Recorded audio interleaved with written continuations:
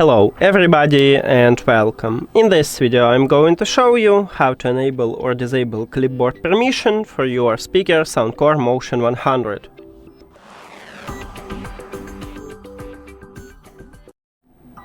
You have to start by open SOUNDCORE application, and of course your speaker should be connected with the app. Then tap on it at the device list, and now we need to go to the settings at the right top. Right here at the second line we have clipboard permission. To enable it, you need to tap one time at the slider near to it if the slider have empty background. And once you enable this mode, now this application can auto-detect and apply custom equalizer codes, what you just copy.